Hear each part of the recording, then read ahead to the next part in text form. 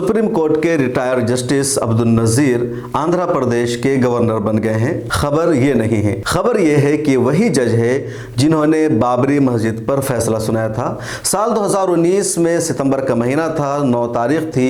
बाबरी मस्जिद केस का तवील अरसे के बाद फैसला आया था। बाबरी मस्जिद केस की सुनवाई 5 जजों की बेंच कर रही थी, जिसमें चीफ जस्टिस रंजन गोगोई शामिल थे, जस्टिस अब्दुल नजीर भी शामिल थे और भी 3 जज थे। 5 जजेस की बेंच में वाहिद मुसलमान जज थे, जस्टिस अब्दुल नजीर। रंजन गोगोई को चीफ जस्टिस के ओहदा से रिटायर होने के फौरन बाद इनाम मिल गया और उनका इनाम था राज्यसभा की मेंबरशिप। जस्टिस अब्दुल नजीर इसी साल 4 जनवरी को रिटायर हुए और रिटायर होने के बाद भी फौरन इनको इनाम मिल गया। आंध्र प्रदेश के गवर्नर बनाए गए हैं। गवर्नरशिप उमूमन सरकार उसी को देती है या किसी भी कमीशन की चेयरमैनशिप सरकार उसी को देती है जिससे सरकार का कोई फायदा होता है, सरकार की कुर्बत होती है या फिर सरकार का कोई वादा होता है। किसी भी रिटायर्ड जज को, किसी भी रिटायर्ड आर्मी ऑफिसर को या किसी भी ब्यूरोक्रेट को सरकार गवर्नरशिप या चेयरमैनशिप नहीं देती है। और बहुत सारे लोग होते हैं जो अपने ओहदों के ज़माने में सरकार से कुर्बत बढ़ाते हैं, सरकार के लिए कुछ काम करते हैं, उसी उम्मीद पर कि जब रिटायरमेंट का वक्त आएगा, अपने ओहदे से सब दोष या बरतरफ कर दिए जाएंगे, तब उनको किसी कमीशन का चेयरमैन बना दिया जाएगा या किसी स्टेट का गवर्नर बना दिया जाएगा या राज्यसभा की मेंबरशिप दी जाएगी। इसी उम्मीद पर कुछ लोग काम करते हैं। किसी को भी सरकार गवर्नर नहीं बनाती है या कोई ओहदा नहीं देती है।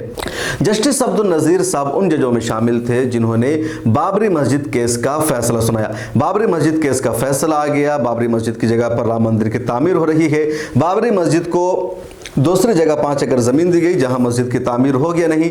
अभी तक कुछ भी सामने नहीं आया है। इस बीच इस फैसले पर हमेशा सवाल उठता रहा। कहा गया कि फैसला नहीं बल्कि एक समझौता किया गया है।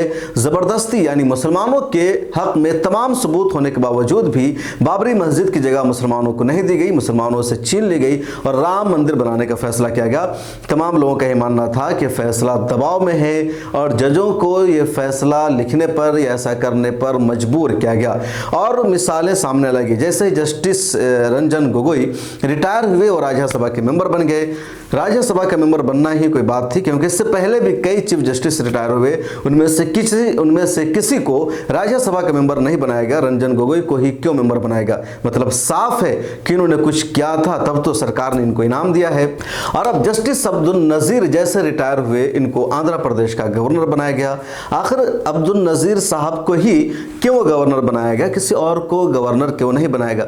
मतलब साफ है कि अब्दुल नजीर साहब ने कुछ तो ऐसा किया होगा जिसका इनको इनाम दिया गया है। वरना हर साल 10 जस्टिस रिटायर होते हैं, उनकी जगह दूसरे लेते हैं, दूसरे शोबे में लोग रिटायर होते हैं, उनको इस तरह का ओहदा क्यों नहीं दिया जाता है?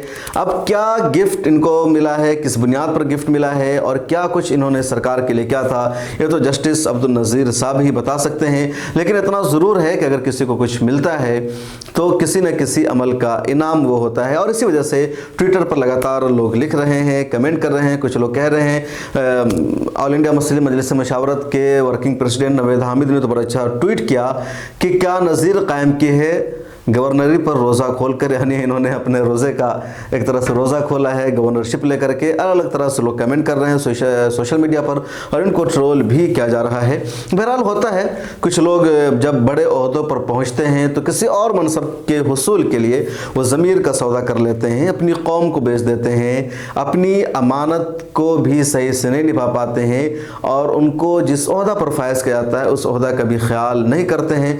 ऐसे लोगों की हर दौर में मिसाल रही है। मैं ये नहीं कहता कि जस्टिस अब्दुल नजीर साहब उसी में से हैं, लेकिन अगर इनको गवर्नर बनाया गया है तो कुछ ना कुछ दाल में तो काला है ही।